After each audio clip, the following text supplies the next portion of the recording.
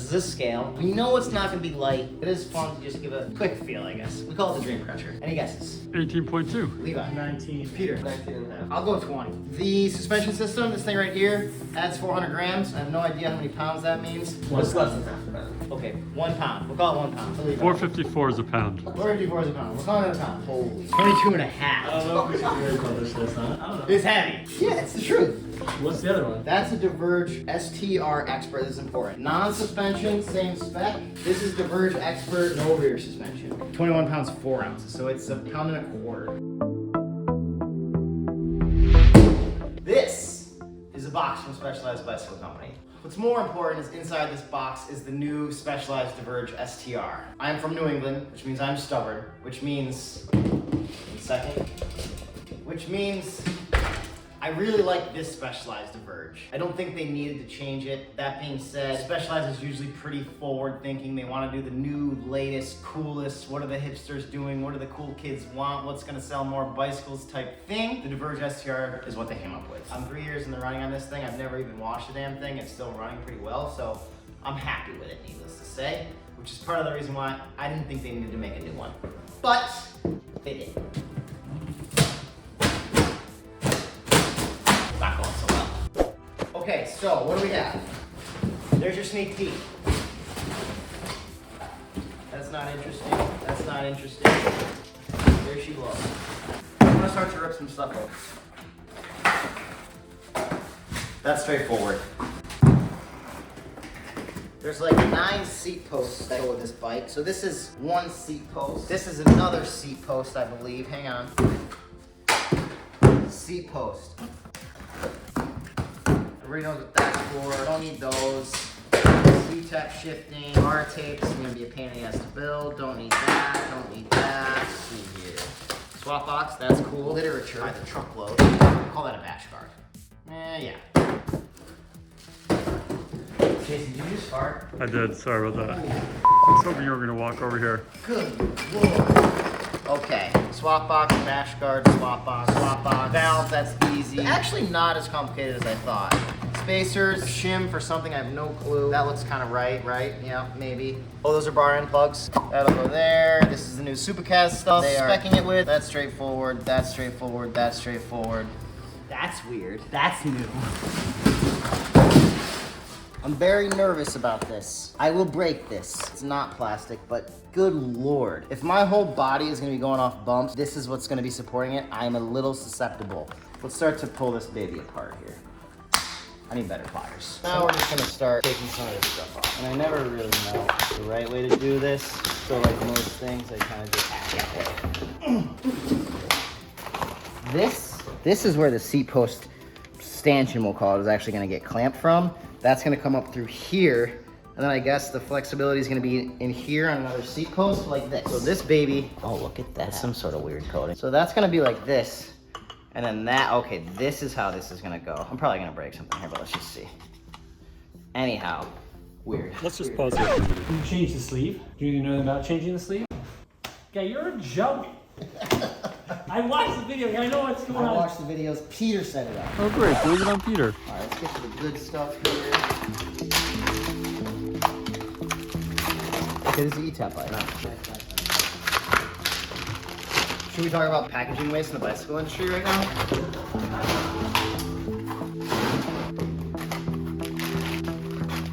It's not gonna be too crazy of a build, depending on how long the new suspension stuff takes. It looks good.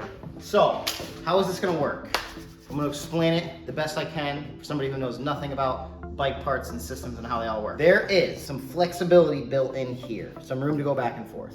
There is essentially a damper in here that is tunable, on, off, rebound from under here. It is all connected to the seat post via this teeny little thing that I'm gonna break sooner than later. And basically, what is supposed to happen is in tandem with your suspension on the front, this is supposed to go like this, which is gonna make this go like this, which their marketing basically says it's gonna suspend the rider. Do I believe in that? Yes, to a certain extent, I do, but I'm curious if we're gonna have an issue with the brain suspension at some point where it's maybe a little overbuilt. Do I like how it looks? No, I think it looks terrible. But again, I'm from New England and I'm slow to change. So some people probably think this thing is beautiful. I'll probably come around is the best way to put it. Maybe.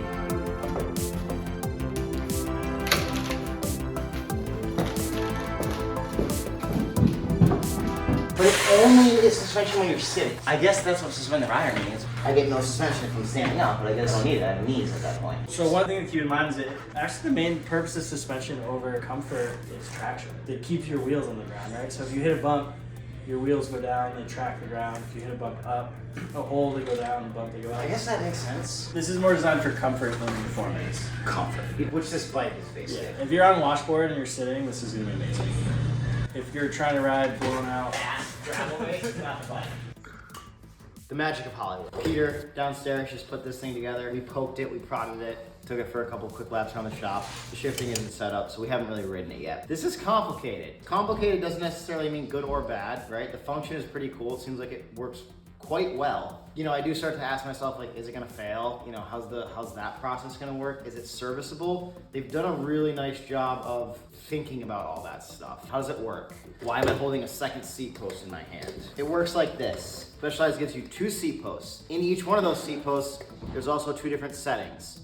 So basically there's a certain flexibility in this, we'll call it a seat post stanchion, depending on how much you weigh. So when you have it slotted on the bike, you know, one side or the other basically. And there's 2 of these that come with the bike to kind of cover the full spectrum. That sits in here. It bolts in by what is essentially a second seat post clamp right there. It's recessed into the frame. It's actually built pretty cleanly. The bike comes with 2 posts, and each post has 2 different settings. I don't know what any of that jibber jabber really means, but basically one is like less stiff and one is more stiff. So depending on which way you have it rotated in the frame is how stiff your flex is gonna be based on the 2 options and the 2 options of the seat post. So 4 options essentially with every bike, and you can buy another one if you're that person that wants to really fine tune it. I'm not that person. How does this all work? This baby sits in here like this. It gets gripped on by that bolt, the second seat post clamp that's invisible. Then this seat post number 2, or number 1, we'll call it the primary seat post, slides into here, like so. This thing that they're calling a tendon, I believe, which is made out of metal, which we just jumped on it a million times, and it seems like it's pretty sturdy. Slides through here, threads on there. That is what actually provides the suspension. Second seat post slides in, and then we use our second seat post clamp to put it all together. Questions that you're gonna ask me are, how do you service the dampener in here? They thought of all this stuff. There's a bolt right there. That bolt holds this dampener inside the frame, I think. I actually don't know. Number 2, how do you adjust the rebound? There is a teeny tiny, we'll call it porthole right there. That's nearly impossible to get an Allen key into, but it is possible. And you adjust the rebound through there. Granted, these aren't adjustments that you're gonna be doing on the fly or on a bike ride, so it's not that big of a deal. It is doable. What'll be interesting to see if it breaks next. Check this out. Much like there's a little booty right there to keep dust, debris, etc. out, there's also a little booty right here.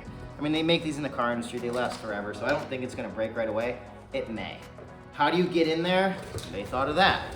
There's a teeny tiny bolt right here to pull the rubber boot off. So it's, I gotta say, we'll go from my beginning comment of the stubborn New Englander to where I stand now, 2 or so hours later. They did a really nice job building what I think is probably the most dynamic rear suspension on a gravel bike on the market right now, and thinking about flexibility, customization, and serviceability, right? It's super important that at a bike shop level, we're gonna be able to service these parts or fix them if you break them.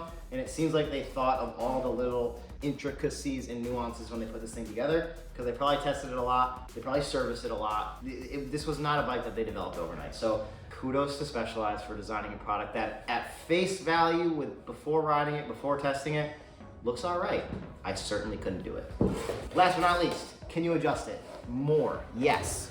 Remember, we've got seat post stanchion that's adjustable 4 or so ways. We've got seat post height, I'm making a joke, that's adjustable. We've got the secret rebound port underneath that is adjustable. And then this right here is essentially like an open and close thing that you call it on shock, I don't know what it's called, but basically locked out, medium, and then fully open. So there is a lot of adjustability. This is not made to win dirty cans on. This is made for probably the yous and the me's of the world who want to go rip gravel bikes with their friends and want to be a little bit more comfortable. Not too shabby. Like I always say. We're doing a fig lap?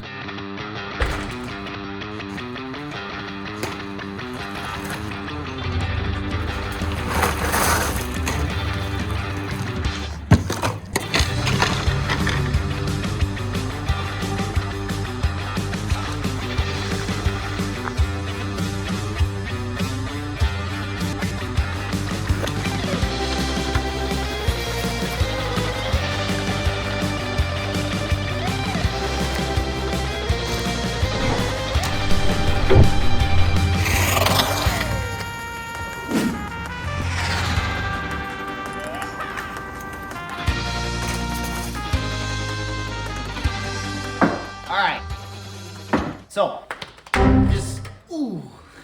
the Fig just completed his test lap out on the test track, we'll call it, the Fig lap, if you will, on the new Diverge STR. What am I gonna use here? We'll go black bike. He completed the lap up to the top, 1 minute, 7 seconds, In 46 more seconds. not too shabby. We will do a speed test probably on some dirty, bumpy, gravelly roads. Maybe Specialized Crux versus Diverge STR to see how things weigh out, shake out, time out, lap out. Anyhow, Diverge STR versus some other gravel bike coming soon. Round up for distance, round up for time. Thanks for watching.